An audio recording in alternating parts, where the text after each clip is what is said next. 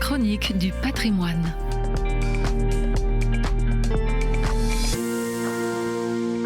Entre le souci de conserver les richesses du patrimoine artistique et la nécessité de toujours créer de nouvelles œuvres, l'équilibre est délicat, principalement dans un lieu historique. L'église Saint-Séverin à Paris est un bon exemple, parmi tant d'autres, de ce lien intime qui unit la fidélité à l'héritage et la force d'une vie toujours à l'œuvre. À vrai dire, il n'est pas une époque depuis la fondation de l'Église au VIe siècle qui n'ait connu des réaménagements substantiels impliquant des destructions de l'existant. On n'a jamais vraiment reconstruit à l'identique.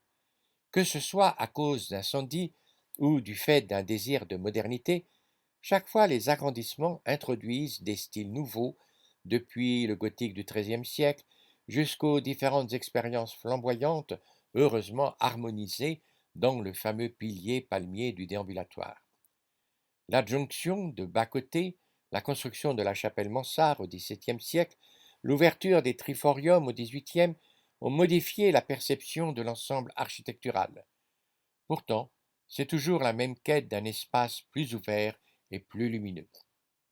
Les vitraux n'ont cessé aussi de se diversifier, au XVe siècle pour les plus anciens, au XIXe pour un grand nombre, et de façon spectaculaire en 1970 avec les créations de Jean Bazaine dans le pourtour du chœur.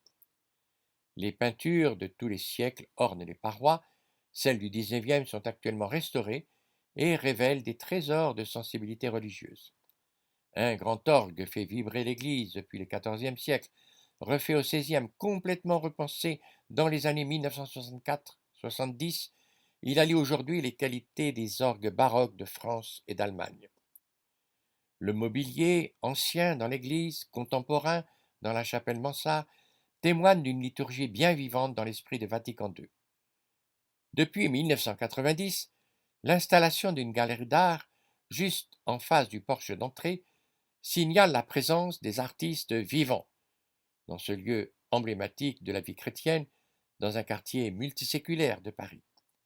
Une simple vitrine, lumineuse de jour comme de nuit, expose les dernières créations d'un art en quête de l'esprit dont parle Kandinsky.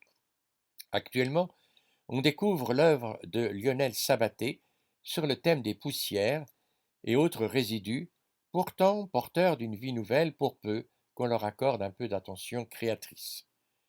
Il n'est en fait de patrimoine que vivant. On s'émerveille certes de monuments qui sont restés dans un état proche de celui des origines, mais c'est le fait d'un abandon à terme mortel, si l'usage ne les rénove et ne les innove comme la vie, toujours créatrice, l'exige.